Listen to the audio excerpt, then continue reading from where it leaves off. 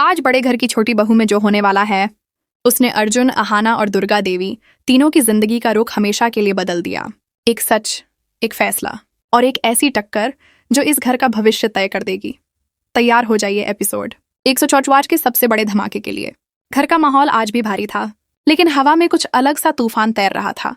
अहाना चुपचाप मंदिर वाले कमरे में बैठी दिया जला रही थी, मानो अपने टूटे मन को रोशनी से जोड़ने की कोशिश कर रही हो। तभी पीछे से कदमों की आवाज आती है, दुर्गा देवी। लेकिन आज उनकी आवाज में वो कड़वा गर्व नहीं था, बल्कि एक अजीब सी नरमी थी। उन्होंने कहा, अहाना, घर तुमसे खाली खाली लगता है। अहाना ने एक पल को भी पीछे मुड़कर नहीं देखा, बस धीमे से बोली, घर तभी घर लगता है माँ, जब उसमें भरोसा बचा हो। दुर्गा देवी के चेहरे पर पल भर को टीस सी उभर आई। वह कुछ कहती, उससे पहले हॉल में तेज आवाज गूंजती है, अहाना। अर्जुन गुस्से और बेताबी के साथ उसके सामने आकर खड़ा हो जाता है। आज फैसला करना होगा, तुम इस घर का हिस्सा बनना चाहती हो या सिर्फ अपनी जिद का। अहाना ने एक लंबी सांस ली और उसकी आंखों में देखकर बोली, इस घर में मैं तभी रह सकती हूँ अर्जुन, जब मुझे एक इंसान की तरह देखा जाए। औरत को सिर्फ बहू कहना आसान है, उसे सम्मान देना मुश्किल। उसकी आवाज में ऐसी दृढ़ता थी कि अर्जुन एक पल को चुप हो गया। तभी अचानक बाहर गेट खुलने की आवाज आती है। घर के सभी लोग घबराकर बाहर देखते हैं।